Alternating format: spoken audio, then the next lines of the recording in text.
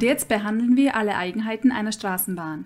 Sie fahren oft auf Sicht, haben meist nur einen Fahrerstand und schwimmen im Straßenverkehr mit, aber auch nicht immer. Genau. Am besten ich erläutere die Eigenschaften der Straßenbahn in Abgrenzung zur Eisenbahn anhand folgender Animation. Straßenbahn ist nicht gleich Straßenbahn. Hier gibt es etliche systematische Unterschiede. Beginnen möchte ich mit den klassischen Systemen, die es seit Straßenbahnbestehen gibt und von denen sich andere Systeme historisch abgewandelt haben.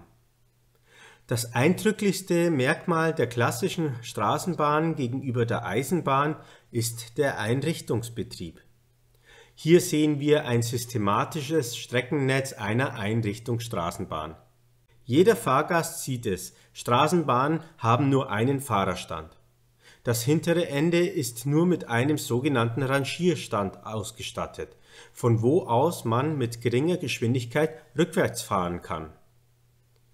Eng verknüpft mit dem Einrichtungsbetrieb ist die Tatsache, dass die Straßenbahnen meistens nur eine Einstiegsseite haben, nämlich rechts, vorausgesetzt der Straßenverkehr ist rechts angeordnet. Das ist zwangsweise so, weil Straßenbahnen im rechtsverkehrenden Straßenverkehr mitfahren. Rein theoretisch bieten sich aber oft trassierungstechnisch bei Straßenbahnen auch auf der linken Seite Ein- und Ausstiegsstellen an. Beispielsweise, wenn an dieser angedachten Stelle baulich mehr Freiheiten in der Stationsgestaltung entstehen. Heute haben bereits sehr viele Straßenbahnen auf beiden Seiten Ein- und Ausstiegsmöglichkeiten. Dies hat aber weniger was mit der Bahnsteigseite zu tun, sondern liegt primär daran, dass man aus Einrichtungsstraßenbahnsystemen Zweirichtungssysteme gemacht hat. Diese haben sowohl an Zugspitze als auch am Zugende einen Fahrerstand. Mehr dazu aber später. Ich möchte inhaltlich noch bei den Einrichtungssystemen bleiben. Die Fahrzeuggestaltung bei Einrichtungsfahrzeugen ist eine Sache. Viel tiefwirkender ist aber die Infrastrukturgestaltung, auch wenn das oft auf den ersten Blick nicht offensichtlich ist. Linksgerichtete Abzweigungen sehen bei Einrichtungsstraßenbahnen ganz anders aus als bei Eisenbahnen. Der Fahrweg führt nicht erst ins Gegengleis, sondern kreuzt es nur. Straßenbahnen haben viel mehr Flachkreuzungen als Eisenbahnen. Straßenbahnen haben auch keinen regulären Gleiswechselbetrieb. Dies ist durch die strenge Ordnung des Rechtsverkehrs vorgegeben. Ein Gleiswechselbetrieb wäre gegen die Rechtsfahrordnung und würde zu Problemen führen. Ausnahmen sind die nicht straßenbündigen Streckenbereiche. Die klassische Einrichtungsstraßenbahn hat auch meistens Wendeschleifen anstatt Wendegleise mit Weichen. Die einfachere Gestaltung der Schleifen ohne Weichen ist oftmals ein Hauptgrund, Einrichtungsstraßenbahnen im Einrichtungsbetrieb zu belassen. Die Straßenbahnsysteme dieser Welt durchlaufen aber gelegentlich einen Wandel, oftmals vom klassischen System, wie vorhin beschrieben, zu einem System, das sich den anderen größeren Bahnsystemen annähert. Deswegen werde ich diese Wandlungsschritte hier vorstellen. Klassische Straßenbahnen fahren bekanntlich straßenbündig. Sie teilen sich den Verkehrsraum mit dem Straßenverkehr. Als großen Entwicklungssprung wird in der Verkehrspolitik die vom Straßenverkehr unabhängige Straßenbahnstrecke verkauft. Nicht selten hat sich das aber als ein Irrtum erwiesen. Der ÖV ist im Normalfall wegen der besseren Beschleunigung, der nachlässigen Geschwindigkeitseinhaltung und wegen nicht vorhandener Verkehrshalte in der Regel schneller. Der Individualverkehr profitiert von der unabhängigen Bahntrasse in dem Sinne, die Straßenbahn zu überholen. Die Straßenspur wird durch diese Trennung zu einer Überholspur. Die technisch korrekte Formulierung müsste seitens Verkehrspolitik lauten: Man macht den Straßenverkehr unabhängig vom Schienenverkehr und dadurch schneller und attraktiver. Der von der Straße unabhängige Bahnkörper macht erst dann Sinn, wenn er auch an relevanten Engpässen unabhängig ist. In der Fachwelt wird oft diskutiert und differenziert zwischen unabhängigen Bahnkörper und eigenständigen Bahnkörper. Ich möchte es dabei vorerst belassen, dass mit beiden Begriffen gemeint ist, dass die Straßenbahn einen eigenen Bahnkörper hat, den kein ÖV-Teilnehmer mitnutzen darf oder technisch kann. zum Beispiel beim Rasengleis. Unabhängiger oder eigenständiger Bahnkörper heißt aber nicht, dass keine Straßenquerungen, Kreuzungen, Fußgängerübergänge oder Ähnliches vorhanden sind. Die gibt es sehr wohl. Man versucht planerisch, die Straßenbahn dann signalanlagentechnisch zu bevorrechtigen. Dieser unabhängige Bahnkörper stellt oft die erste Veränderungsstufe einer Straßenbahn in ihrer eigenen Historie dar. Ich spreche bewusst von einer neutralen Veränderungsstufe und nicht von einer bewertbaren Entwicklungsstufe. Denn jede hier nun auch gleich im Folgenden behandelte Veränderungsstufe ist für jedes Straßenbahnsystem unterschiedlich sinnvoll und anwendbar.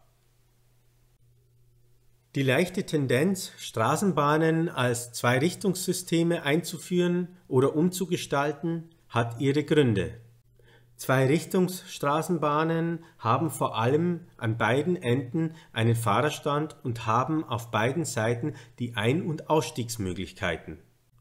Der Sprung von Einrichtungsstraßenbahnen zu den Zweirichtungssystemen ist die zweite Veränderungsstufe einer konzeptionellen Annäherung von Straßenbahnen an die Systematik anderer Bahnsysteme wie Stadtbahnen oder U-Bahnen. Zu dieser zweiten Veränderungsstufe gibt es einen Hauptgrund, nämlich, dass man mehr Trassierungsfreiheiten gewinnt. Je nachdem, was baulich einfacher zu realisieren ist, kann gewählt werden zwischen Wendeschleifen oder Wendegleisen als Stichgleise. Ebenso gibt es mehr bauliche Freiheiten in der Bahnsteiganordnung. Die Mittelbahnsteige auf der linken Seite zum Beispiel bieten sich auch deswegen an, weil man dadurch die Haltestellenausstattung rationalisieren kann, also meist nicht doppelt anschaffen und vorhalten muss, weil man damit auch den Haltestellenbereich der Gegenrichtung mit abdeckt. Diese Mittelbahnsteige werden bei Straßenbahnen eher als Ausstiegs- und Einstiegsinseln bezeichnet. Der Begriff kommt übrigens von der Straßenverkehrstechnik und bezieht sich auf die Verkehrsinseln, von der Straße aus betrachtet. Ebenso gibt es mehr Freiheiten in der Umstiegsgestaltung zu anderen Verkehrssystemen wie Bussen.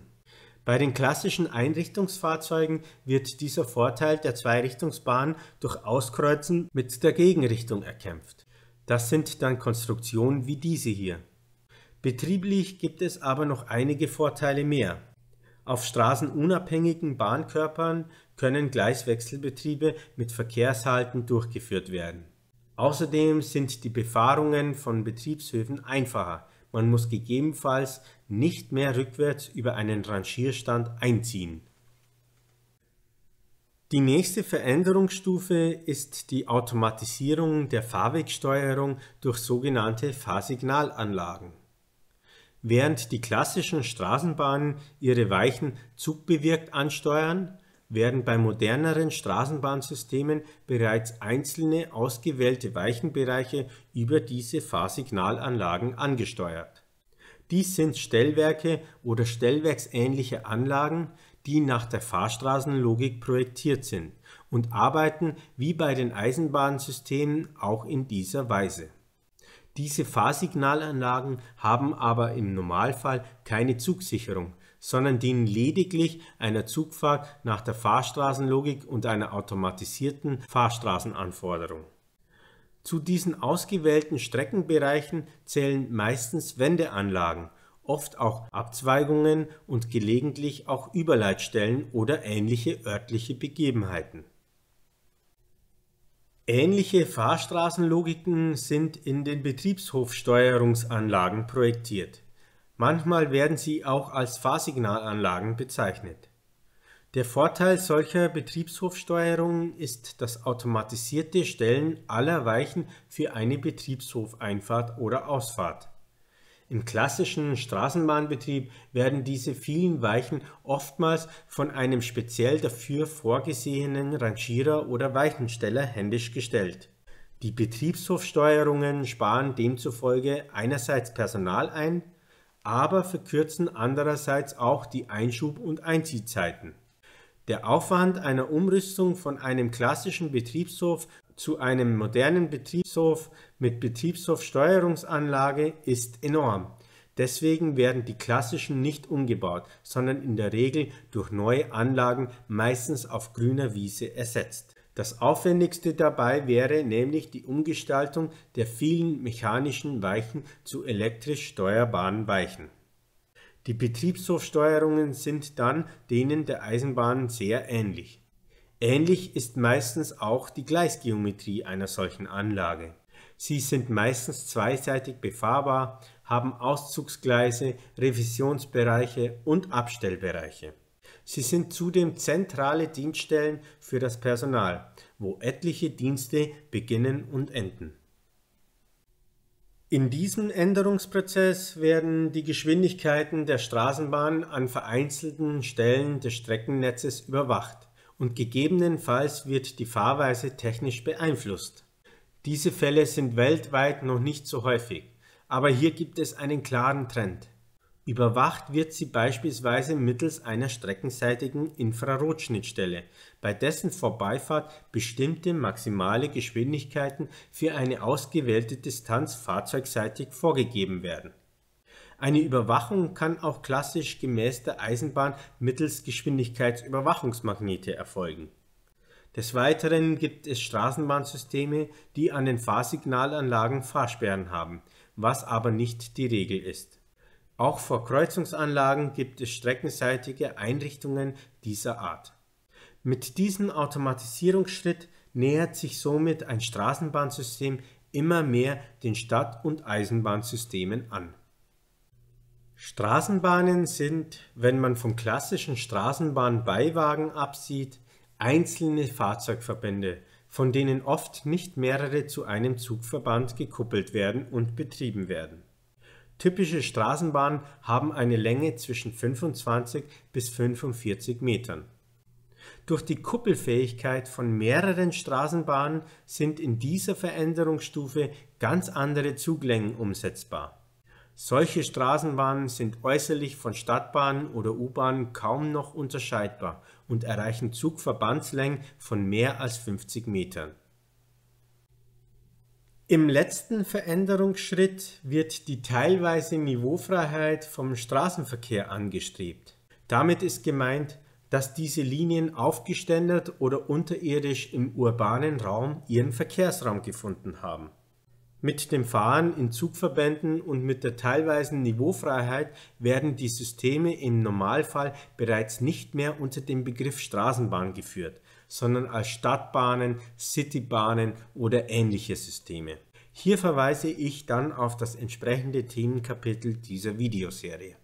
In einer noch weitergeführten Stufe wäre dann noch die komplette Niveaufreiheit und Integration der kompletten Strecke in Stellwerksbereiche zu erwähnen.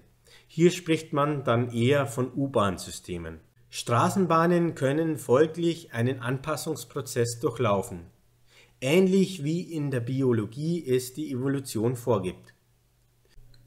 Okay, Straßenbahnen sind von Stadt zu Stadt unterschiedlich konzipiert und unterliegen oft einer stetigen Entwicklung.